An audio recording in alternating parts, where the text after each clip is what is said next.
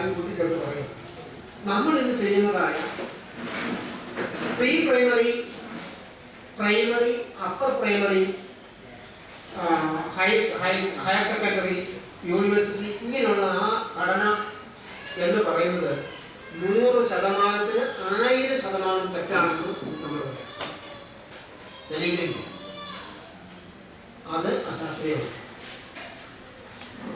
ഇത് ഒരു നൂറ്റാണ്ട് മുമ്പ്, 1.5 നൂറ്റാണ്ട് മുമ്പ് അന്നത്തെ മനുഷ്യരുടെ യുക്തിക്കും ബുദ്ധിക്കും ഡിസൈൻ ചെയ്ത സാധനം അന്നത്തെ. ഇന്ന് നമുക്ക് ഒരു ദിവസം കഴിയുമ്പോഴത്തേക്ക് നമ്മുടെ കാര്യങ്ങളൊക്കെ ഭയങ്കര ആദ്യം സ്പീഡിൽ പോയിക്കൊണ്ടിരിക്കുകയാണ്. ഒരിക്കലും ഈ 150 വർഷം മുമ്പ് ഉണ്ടാക്കി വെച്ചൊരു ഡിസൈൻ ഇന്ന് നമുക്ക് പറ്റില്ല. കാരണം അത്ര സ്പീഡിൽ പോയിക്കൊണ്ടിരിക്കുകയാണ്. അപ്പൊ അവിടെ മനുഷ്യ ജീവിതം നിർണ്ണയിക്കുന്നതായ ഈ വിദ്യാഭ്യാസത്തിന്റെ അത് നമ്മൾ മാറ്റുന്നില്ല എങ്കിൽ സമൂഹം ആകെ തകരാറിലാവും എന്നുള്ളൊരു സംശയമില്ല. അതാണ് ഇപ്പം പറയാൻ പോകുന്നത്. ശൈശവം, ബാല്യം, കൗമാരം, യൗവനം, വാർദ്ധക്യം ഇത് വളരെ പെർഫെക്റ്റായിട്ട് നമുക്ക് ഉള്ള അവസ്ഥകളാണ്. 5 അവസ്ഥകളാണ്. ഒരു വിദ്യാഭ്യാസം എന്ന് പറയുമ്പോൾ ഈ അവസ്ഥകളുമായിട്ട് ബന്ധപ്പെടുത്തുന്നില്ല എങ്കിൽ അത് മനഃശാസ്ത്രപരമായി തെറ്റും. ശൈശവത്തിന്റെ സ്വഭാവം, ബാല്യത്തിലൊരു സ്വഭാവം.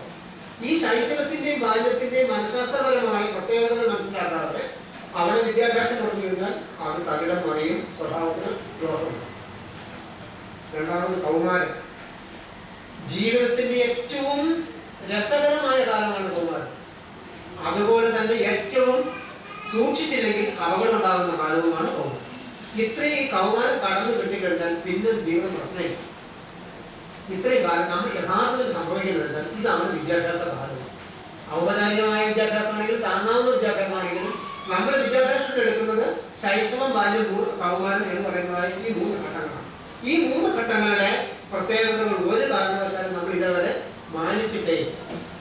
ഇവിടെ മോണ്ടിസോറി മെത്തേഡ് പറയുന്നത് അത് കുറേയധികം മെത്തേഡുകളൊക്കെ ഞങ്ങൾ പഠിപ്പിക്കാൻ പറയുകയൊക്കെ ചെയ്യുന്നത്. പക്ഷെ ഒരിക്കലും അതൊരു സ്ഥലത്തും പ്രാക്ടിക്കലല്ല. ശൈശവത്തിന്റെ ബാല്യത്തിന്റെ പ്രത്യേകത പറയും. ആരെങ്കിലും പറയും ശൈശവത്തിന് നമ്മളൊക്കെ അത് കടന്നു പോകുന്നത്. എന്താ നമ്മളുടെ കുട്ടിക്കാലത്ത് നമ്മൾക്ക് ഏറ്റവും ഇഷ്ടമുള്ള, ഏറ്റവും താല്പര്യം ഉണ്ടായിരുന്ന